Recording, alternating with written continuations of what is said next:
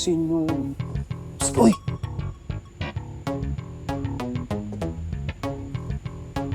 Dito ka na ba? Ano ginagawa mo dito? Master Sungit. Ha? Sorry. Na-aksidente po na may nahila ako. Tas, hindi po ako makalabas. Talaga, ang hilig mong makailam sa mga gamit na may gamit, no? Uy, behave po ako. Talaga? Oh, ano to? Ha? Ano to? Kasi, na-bored po ako.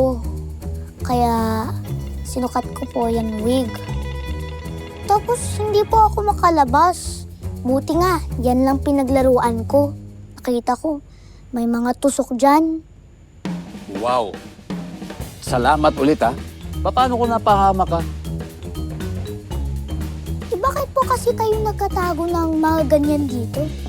Kaya nga taguan, di ba? Para walang makialam. Pero para po saan yung mga ganyan? Tinahi mo po ba ito lahat? At ang ganda dito sa loob. Astig! Di parang sa labas. Pangit. May pera ka pala eh. Ba't di may ipaayos yung shop? Para gumanda ng ganito.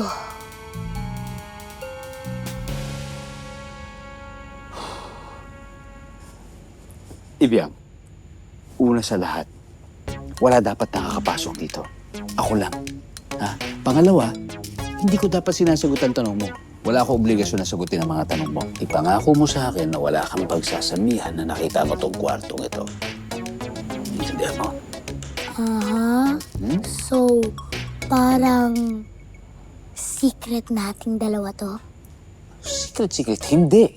Basta wala kang sasabihan, hindi mo nakita to, hindi ka nang galing dito. Malinaw?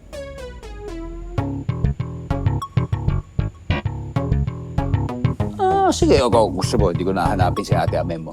Pwede naman, hindi ko nahanapin. Ay, hindi po! X-Man! Ito naman, di mabiro eh.